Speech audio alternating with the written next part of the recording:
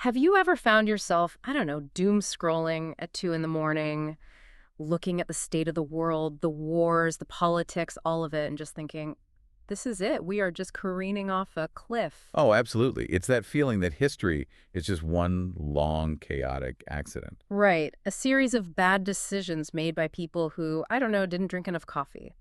It looks like, and I'm quoting the text we're getting into today, a web of folly, childish vanity, and the frenzy of destruction. That is a heavy description, but it definitely feels accurate when you look at the headline. It does. But today, we are going to flip that narrative completely upside down. We're doing a deep dive into a text that claims that all this chaos, this noise, this absolute mess of human history, it's actually a script. A secret script. A very specific secret script written by nature itself. It's a pretty bold claim.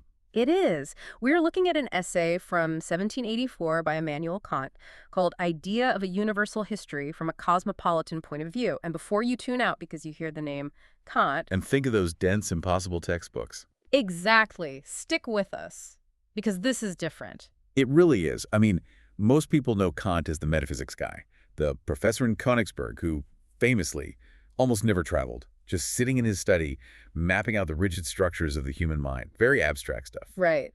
But in this essay, he sort of steps out of the ivory tower and looks at the gritty, bloody, confusing reality of human behavior. He's looking at the whole timeline of humanity and asking, is there a method to this madness? Precisely. And the answer he comes up with is startling.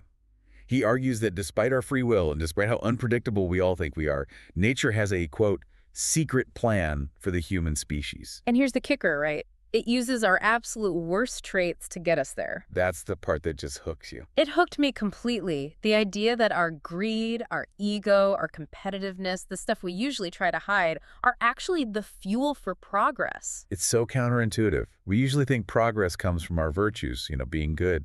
Kant suggests we might need to thank our vices. So let's unpack this. Because the first hurdle, I'm sure you're thinking this right now, is free will. If I decide to get married or start a business or move, that's my choice. I'm not a puppet. How can there be a plan if we're all just doing whatever we want? Kant addresses this right away, and he uses a really accessible analogy, the weather.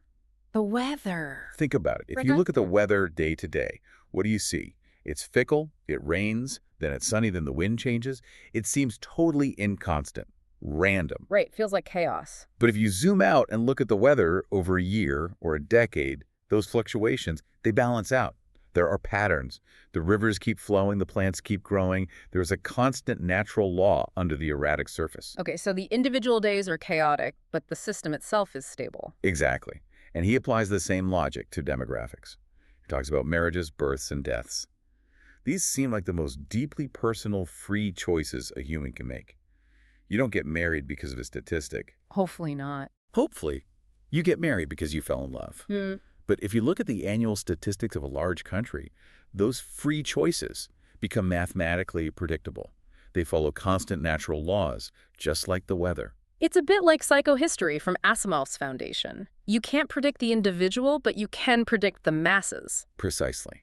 And Kant makes this crucial distinction about where humans sit in the animal kingdom, which is why this is all so confusing for us. He says we're in this weird middle ground. We aren't like bees or beavers. Weasel and beavers. Okay, break that down. Well, a bee doesn't have history. A bee builds a hive today the exact same way a bee built a hive 10,000 years ago. It's pure instinct. There's no variation, no progress, no chaos. But we aren't purely rational either. Right. We aren't, citizens of a purely rational world like angels might be. Angels would presumably act on a perfect plan because they always know the right thing to do. Humans, we're messy. We have reason, but we also have these impulses. The messy middle.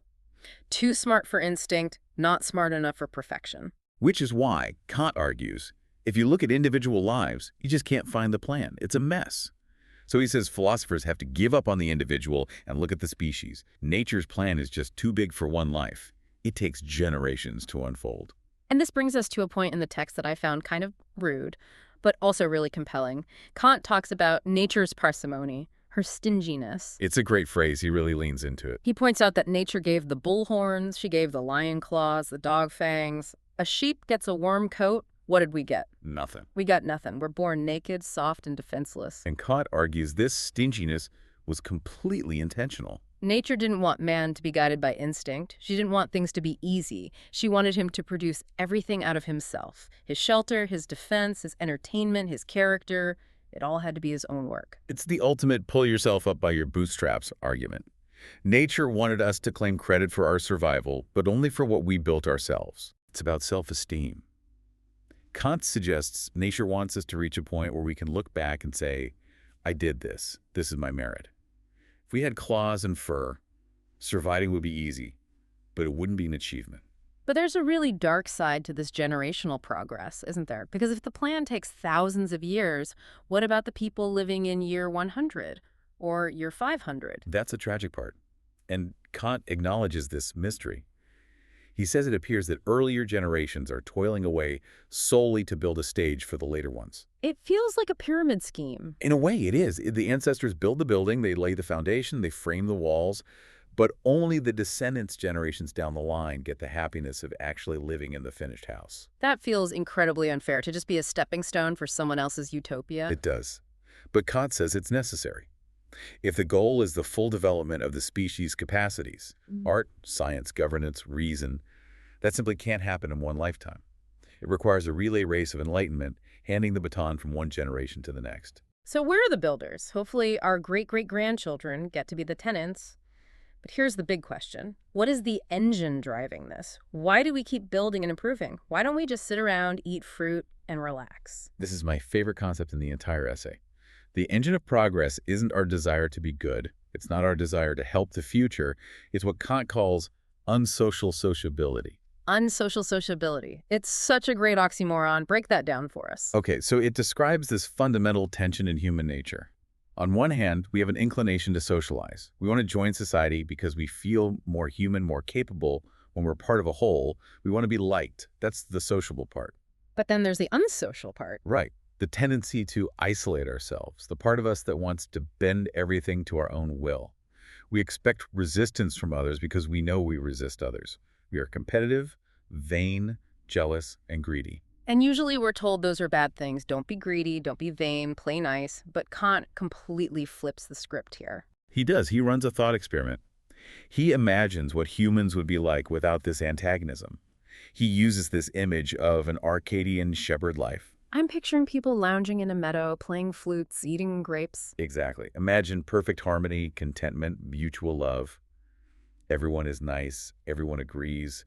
No one is trying to outdo anyone else. Seems lovely. I'd go there on vacation. It sounds peaceful. But Kant asks, what happens to human potential in that scenario? He says all their talents would have forever remained hidden in their germ. Men would be as gentle as the sheep they tend. Their existence wouldn't have any more value than their cattle. Wow, that is a brutal takedown of utopia. He's saying without the friction, without the jealousy and the desire for power, we'd be boring. We'd be stagnant. Thanks be then to nature for this unsociableness, he writes. He literally thanks nature for our vanity and our insatiable desire for possession. Because that resistance wakes us up. It cures us of laziness. We want comfort, but nature knows we need stress to grow. It's like resistance training for the species. You need the heavy weight, the competition, the neighbor who has a better car to build the muscle. Exactly. You build a better house, not because you love architecture, but because you want to be better than the guy next door.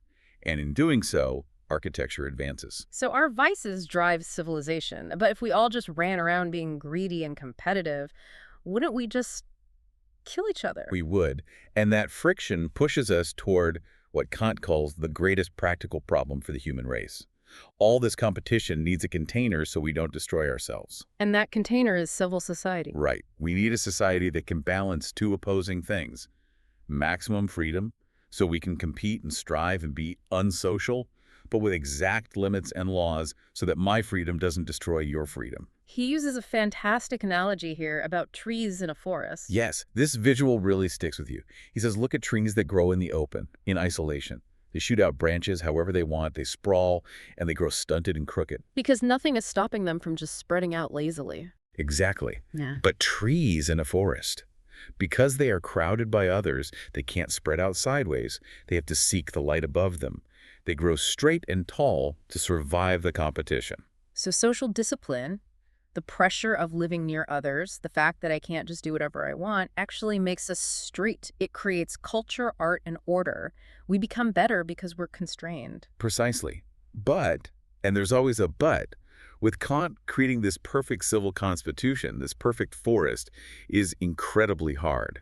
In fact, he says it's the last problem the human race will solve. Why the last one? We've been building societies for thousands of years. You'd think we'd be better at it. Because of the master dilemma. Yeah. Kant argues that man is an animal who, when he lives with others, needs a master. He needs someone to break his self-will and force him to obey laws that benefit everyone. Okay, so we need a leader, a government, a king. But where do you find this master? Well, among humans? Exactly. And that master is also an animal who needs a master. So whether you have one king or a senate or a president, they're all still human. They all still have that unsocial sociability. They're still greedy and vain. They're all still crooked trees.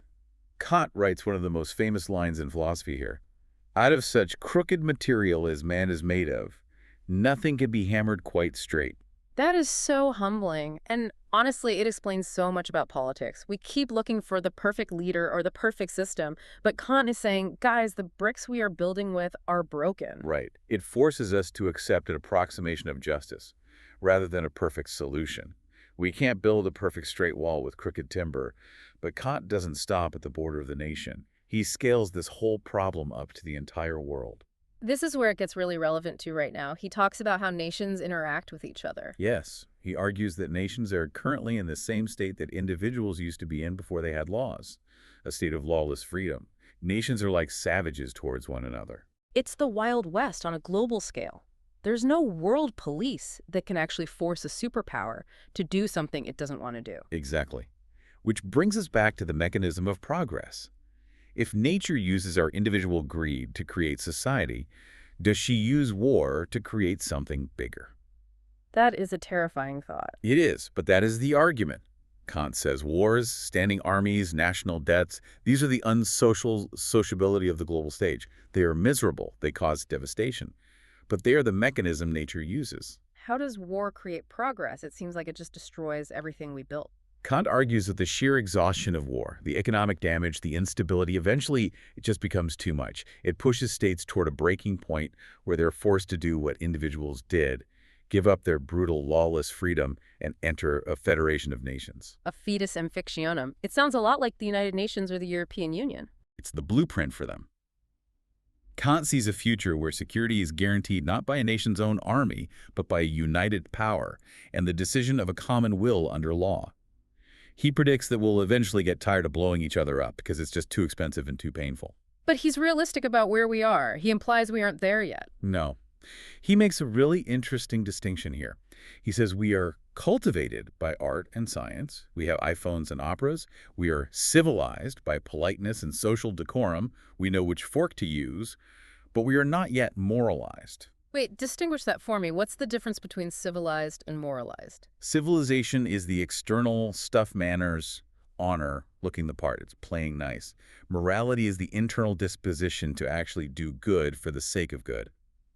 Kant says as long as states pour all their resources into vain and violent schemes of aggrandizement, basically wars and empire building, they block the moral education of their citizens. So we're stuck in this halfway point. We're polite savages. We wear suits and sign treaties, but we're still swinging clubs at each other on the international stage. Effectively. And when you look at it, it looks chaotic. It looks like we're failing. But Kant uses another analogy here, this time from astronomy. The astronomy metaphors are always good. He says that if you look at the sun's path or the orbit of a planet, sometimes you only see a small part of the arc. Right, if you only see a tiny curve, it might look like a straight line or just a random squiggle. You can't see the full circle. But from that small curve, a mathematician can infer the massive orbit of the whole system. Kant thinks history is the same. We're seeing the chaotic middle, the savage part of the curve, but we can infer the destination, a universal cosmopolitical state. So if this is the plan, if nature is dragging us kicking and screaming toward this federation of nations, what's the point of writing history? Why not just let it happen? Why do we need to know about the plan? Kant believes that writing this philosophical history actually speeds up the process. It's not just recording facts, it's a self-fulfilling prophecy. It gives us a blueprint to follow. And it gives us hope. Kant calls it a consoling view. Without this idea of a plan, Looking at history is just depressing. It looks like evil wins half the time. It looks like random cruelty. But if you assume a plan, you can see the regular march of progress. He traces this march, doesn't he? He looks back at the timeline. He does. He sketches a flow. Greece influenced Rome. Rome influenced the barbarians. The barbarians eventually formed the modern state system. He sees a chain reaction of improvement. However, we should pause here because this specific idea that history is a straight line of progress has its critics. The source material mentions Johann Gottfried Herder. Ah, yes. The student becomes the critic. Tell us about Herder. Herder was actually a student of Kant, but he hated this idea of a universal history. He felt that treating past generations as just steps toward a future perfection was insulting. It goes back to that construction worker problem we talked about earlier. Right. Herder believed every era and every culture had its own unique value. Yeah. The Greeks weren't just pre-Romans. They were Greeks. They had their own perfection. He felt we shouldn't judge the past just by how much it contributed to our present. This is really the clash between Enlightenment thinking, universal progress, everything getting better, and Romanticism, which values individual uniqueness and emotion. Exactly. It feels arrogant to stand here in the 21st century and say, the Romans only existed so I could have Wi-Fi. It does feel a bit self-centered, but Kant's rebuttal seems to be, without the plan, what's the alternative? Blind chance. Chaos. Kant asks, is it rational to look at the natural world, plants, animals, stars, and see perfect order and design, but then look at human history and see only chaos? He refuses to believe that human wisdom is the only thing in the universe without a purpose. So he's writing this history to help us see the purpose, to justify nature or providence. Yes. He wants to justify the evils of history by showing what they eventually promote. It's a way of making peace with the human condition. It helps us sleep at night, knowing the suffering isn't for nothing. It really changes how you look at everything. The friction, the stress, the competition. It's not a bug in the system, it's the feature. And it suggests that we are, in a way, working for a boss we don't even know. We think we're pursuing our own selfish ends, money, fame, power, but we're actually executing the commission of nature to build a perfect society. That is the ultimate twist. We are all secret agents for world peace, driven by our own selfishness. We're accidental heroes. It's the paradox of the crooked wood. We can't make ourselves straight, but our crooked interactions somehow build a straight structure. So let's bring this down to the ground level. What does this mean for you today? When we see geopolitical tension, or even just when we feel that competitive drive to beat our neighbor in a promotion? It means we should recognize that tension as the engine of development. It doesn't mean we have to like it. Kant didn't say war was good. He said it was a mechanism nature uses, because we aren't moral enough yet to do it the easy way. Right. We could just sit down and agree to be nice, but we won't. Exactly. So nature uses the hard way. The goal is to reach that federation of nations so we can stop paying the tax of war and focus on true moral growth. But until we get there, the friction is necessary. We're still paying that tax, clearly. But maybe, just maybe, we're a little closer to the Federation than we were in 1784. One can hope. As Kant said, the orbit is long, and we've only seen a small part of the path. Well, that is certainly a perspective shift. To think that our worst traits are actually the tools building our best future, it's a comforting thought in a chaotic world. It frames the chaos as necessary growing pains. It transforms despair into patience. So, here's something to chew on as you go about your day. Kant suggests we are merely executing the commission of nature while thinking we are just living our lives. If nature is pulling the strings of history through our vices, does that change how we should view the tragedies of the world today? Are they senseless evils, or are they the necessary price of admission for a species that just refuses to learn any other way? A heavy question, but the right one to ask. Thanks for diving deep with us. We'll see you next time.